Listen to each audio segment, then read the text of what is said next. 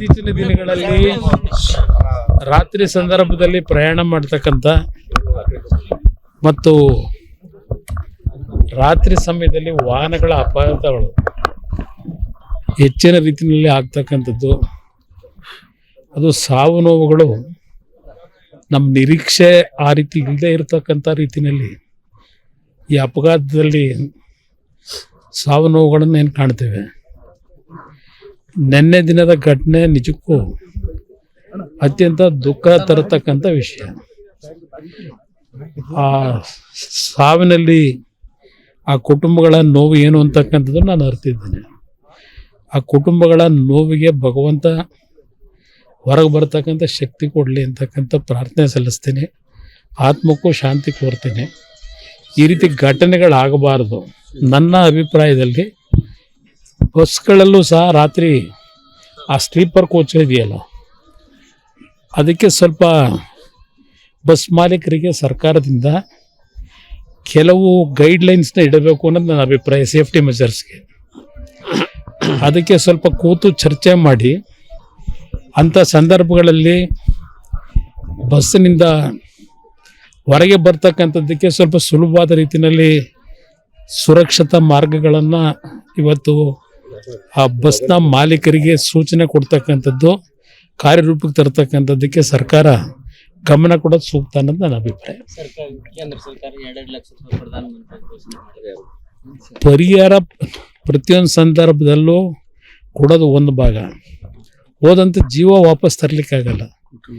ಆ ಹಿನ್ನೆಲೆಯಲ್ಲಿ ಸರ್ಕಾರ ಇವತ್ತು ಕೆಲವು ನಿಯಮಾವಳಿಗಳನ್ನು ಆ ಬಸ್ ಮಾಲೀಕರಿಗೆ ಇವತ್ತು ಜಾರಿಗೆ ತರ್ತಕ್ಕಂಥದ್ದಕ್ಕೆ ಸೂಚನೆ ಕೊಡಬೇಕು ಅನ್ನೋದು. ಅದು ಬೇಡ, ಬನ್ನಿ. ನನಗೆ ಅವರ ಪಕ್ಷದ ಚಟುವಟಿಕೆಗೆ ನಾನು ಆಸಕ್ತಿ ಹೊಂದಿಲ್ಲ, ನಾಡಿನ ಜನತೆಯೂ ಆಸಕ್ತಿ ಹೊಂದಿಲ್ಲ. ಜನ ಸರ್ಕಾರ ನಡೆಸಿ ಅಂತ ಅಧಿಕಾರ ಕೊಟ್ಟಿದ್ದಾರೆ. 136 ಅತ್ಯಂತ ಸ್ಪಷ್ಟ ಬಹುಮತದ ಸರ್ಕಾರ ಇದೆ. ಸರ್ಕಾರ ರಚನೆಯ ದಿವಸದಿಂದ ಇದೇ ವಿಷಯ ಪ್ರಮುಖವಾಗಿ ಬಂದಿರತಕ್ಕಂಥದ್ದೇನಿದೆ. ಇನ್ನು ಎಷ್ಟು ದಿನ ಈ ಥರ ಕಾಲ ಕಳೀತಾರೆ? ಈಗಾಗಲೇ ಯಾವುದೋ 5 ಯೋಜನೆಗಳು ಅಂತ ಹೇಳಿ ಇವತ್ತು ಹೆಚ್ಚು ಕಡಿಮೆ ಏನೋ ಬಾರ್ ಲೈಸೆನ್ಸ್ಗೆ 1,95,00,000 ಏನೋ ಒಂದು ರೇಟ್ ಫಿಕ್ಸ್ ಮಾಡಿರೋದು ಈಚ್ ಹೊಸ ವರ್ಷದ ಕೊಡುಗೆ. ನಾನು ಈ ದೃಷ್ಟಿಯಿಂದಲೇ ಕಳೆದ ಒಂದು ವಾರದಿಂದ ನಿರಂತರವಾಗಿ ಹೇಳ್ತಾ ಇದ್ದೇನೆ, ಟ್ರಂಪ್ ಅವ್ರಿಗೆ ಇವತ್ತು ಭಾಳ ಸಂಕಷ್ಟದಲ್ಲಿದ್ದಾರೆ.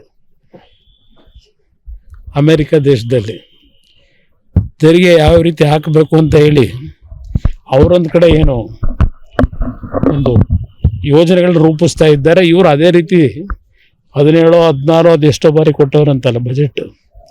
ಬಹುಶಃ ಪ್ರಪಂಚದಲ್ಲೇ ಇಂಥ ಒಬ್ಬ ಆರ್ಥಿಕ ತಜ್ಞನ ನೀವು ಕಾಣಲಿಕ್ಕೆ ಸಾಧ್ಯವೇ ಇಲ್ಲ. ಅದರಿಂದ ಇವತ್ತು ಟ್ರಂಪು ನನ್ನ ಅಭಿಪ್ರಾಯದಲ್ಲಿ ಕರ್ನಾಟಕ ಇಷ್ಟು ಚೆನ್ನಾಗಿ ಇಟ್ಟಿದ್ದಾರೆ, ಅಮೇರಿಕ ಚೆನ್ನಾಗಿ ಇಡಬೇಕು ಅಂದರೆ ಅಲ್ಲಿಗೆ ಸ್ವಲ್ಪ ನೀವು ತಗೊಂಡೋಗೋದು ಒಳ್ಳೆಯದು. ನಿಮಗೂ ಸ್ವಲ್ಪ ಮೆಂಟಲಿ ಸ್ವಲ್ಪ ನಿಮಗೆ ರಿಲೀಫ್ ಸಿಗುತ್ತೆ ಅಂತಕ್ಕಂಥದ್ದು ಪದೇ ನಾನು ಅದೇ ಹೇಳ್ತೀನಿ. ನನಗೆ ಸಂಬಂಧ ಇಲ್ಲ, ಅವ್ರ ಪಕ್ಷದ ಕಟ್ಕೊಂಡು ನನಗೇನಾಗ ಅದೇ ಹೇಳ್ತಾ ಇರೋದು. ಈ ಸರ್ಕಾರ ಲೂಟಿ ಸರ್ಕಾರ.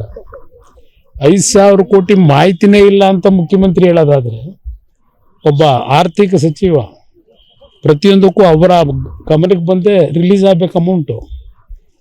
ಮಾರ್ಚ್ ಫೆಬ್ರವರಿ ತಿಂಗಳು ಈಗಾಗಲೇ 1 ವರ್ಷ ಆಗಿದೆ. ಆ ದುಡ್ಡೇ ರಿಲೀಸ್ ಮಾಡಿದೆ 5,000 ಕೋಟಿ. ಮಾಹಿತಿಯ ಕೊರತೆ ಅಂತಕ್ಕಂಥದ್ದನ್ನು ಹೇಳ್ತಕ್ಕಂಥ ಈ ಮುಖ್ಯಮಂತ್ರಿ ಅದು ಎಷ್ಟು ಮಟ್ಟಿಗೆ ಆರ್ಥಿಕ ಇಲಾಖೆಯನ್ನು ನಿರ್ವಹಣೆ ಮಾಡ್ತಾ ಇದ್ದಾರೆ ಅನ್ನೋದು ನನ್ನ ಅಭಿಪ್ರಾಯ. ಯಾವ ಇಲಾಖೆದು ಬಿಟ್ಟಿದ್ದಾರೆ? SCP STP ಒಂದೇ ಯಾಕೆ ಹೇಳ್ತೀವಿ? ರಾಜ್ಯದ ಖಜಾನೆನೇ ಲೂಟಿ ಮಾಡ್ತಾ ಇದ್ದಾಗ ಇನ್ನು STP SCP ಏನು?